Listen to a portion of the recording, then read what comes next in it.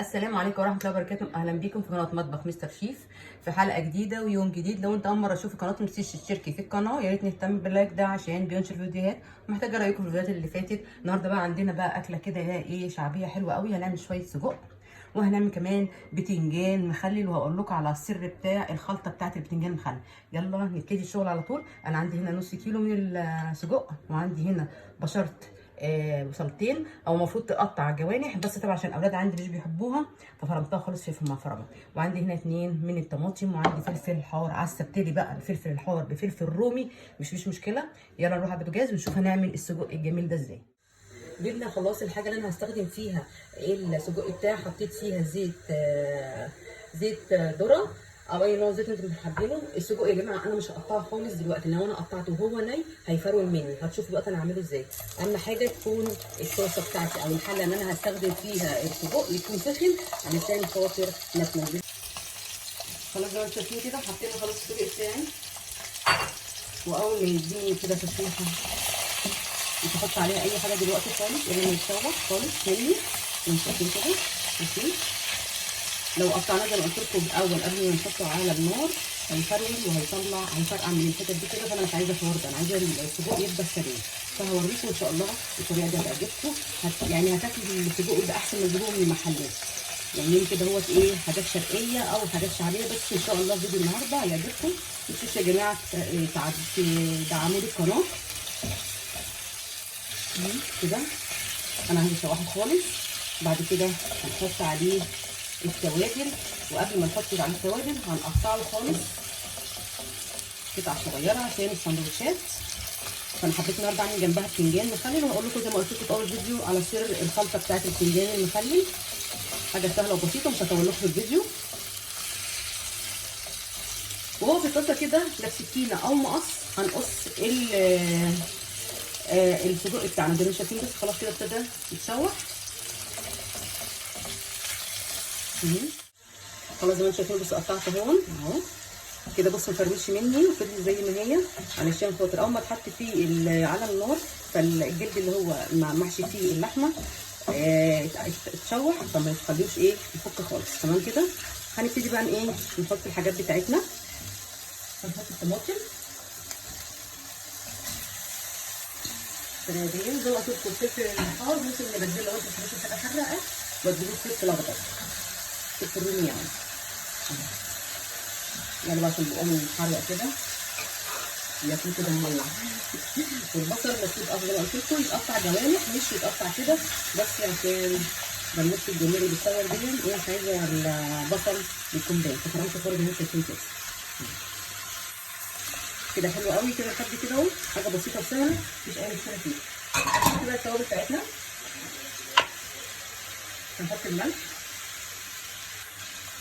تمام كده، وهنحط كمان كمون.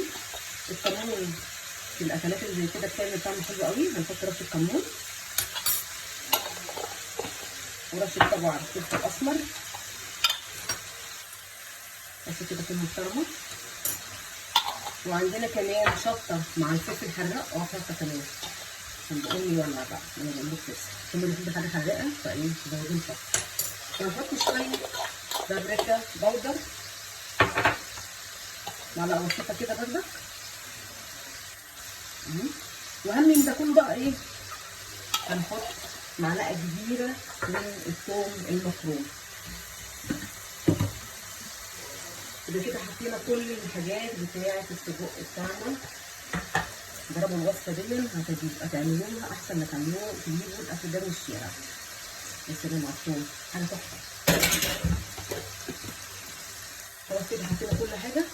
وهنحط شويه خل ابيض بس كده اهو. وديها بقى تطلع بقى كده منكوش. القريب ده كل المكونات الجميله دي كده في بعض. طبعا احنا مش هنحط عليها اي حاجه ثانيه غير كده.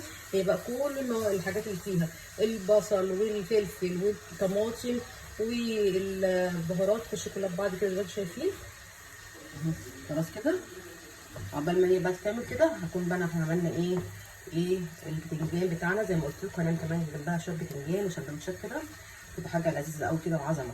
تمام كده نحط عليها ونسيبها. اهو زي ما انتم شايفين كده خلاص اهي. اكبر الصوت بس انا عايزه انشفها كمان شويه كمان اهي. شايفين عامله ازاي؟ بحط بقى مرقوش على جنب بصراحه، حته تحفه. وانا بقى كده بحمر ايه البتنجان. طبعا مش هدخله جوه التصوير عشان ميبقاش الفيديو طويل. زي ما انتم شايفين بصوا ريحتها يا جماعه وهم احسن من بتاعت الشارع كتير. سيبها تنشف شويه كمان وبعد كده نشوفها بعد ما تخلص خالص. هوريكم بقى ايه سر الخلطه بتاعت البتنجان بتاعنا. عندنا هنا اهوت انا هريسه انا عاملاها دي، عاملاها لايه؟ اي اكل، بتنجان، صينيه بطاطس، اي حاجه زي كده. هنحط معلقه كبيره كده. لو مش عندك مفرومه افرميها في المفرمه عادي، بس ايه تبقى موجوده احسن، بتبقى اي وقت تستعمليها بتبقى متواجده احسن. ونحط بردك معلقه ثوم مهروس. انا بحب الحاجات دي كلها اشيلها في التلاجة، في اي وقت احب اعمل اي حاجه تبقى كله جاهز معايا كده تمام. هنحط بقى شويه ملح. تفضل بقى تتبيله البتنجان حمرا كده وجميله. وهنحط كمان كمون.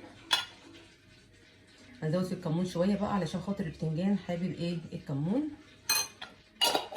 وشويه شطه، لو مش عايزه تحطي شطه ممكن تحطي باربيكيا، بس الشطه بتبقى احلى طبعا مع الفلفل الاحمر. تمام كده كده حلو قوي معايا. معلقه خل ابيض، وانا عصير ليمونتين كده حلوين عشان دي تتبيله البتنجان بتاعتي. انا بحب اتبلها بالطريقه دي بتطلع جميله جدا. زي ما انتم شايفين اهو التتبيله بتاعتي جميله، هي ريحتها تحفه. اكله بسيطه وسهله. طبعا النهارده الجمعه كله قاعد في البيت بقى، فايه قلنا نعمل اكله كده ايه شرقيه شعبيه، اي حاجه كده خفيفه وفي نفس الوقت ايه موفره في البيت واحسن من بتاعه الشارع. تمام كده. نبتدي بقى نخلي البتنجان علشان خاطر نعمل السندوتشات بتاعه السجق بتاعنا. اهو زي ما انتم شايفين كده اهي تتبيله البتنجان اهي، حاجه تحفه، حاجه جميله. بصوا انا بحب البتنجان مش مسلوق، بحبه محمر بيبقى طعمه احلى.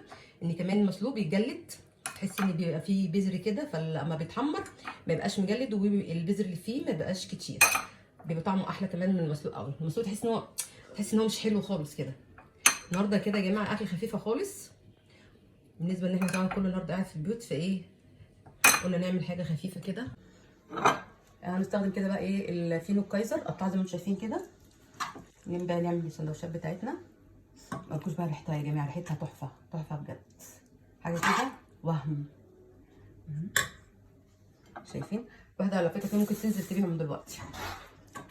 زي ما شايفين كده اكله بسيطه وسهله ما خدتش اي وقت. مفيش بس التحمير البتنجان، انا خرجت بره التصوير علشان ما يبقاش الفيديو طويل وفي نفس الوقت ما نطولش عليكم في التصوير. شايفين عامله ازاي؟ لا ما لكمش بقى الريحه اساسا. اكمل بقيه كميه السندوتشات ونرجع لبعض تاني. بقى خلاص السندوتشات بتاعت السجق بتاعتنا، وادي كمان البتنجان. ما تنسوش بقى تشتركوا في القناه وتعملوا لايك للفيديو، واستنوا الفيديو الجاي ان شاء الله. والسلام عليكم ورحمه الله وبركاته.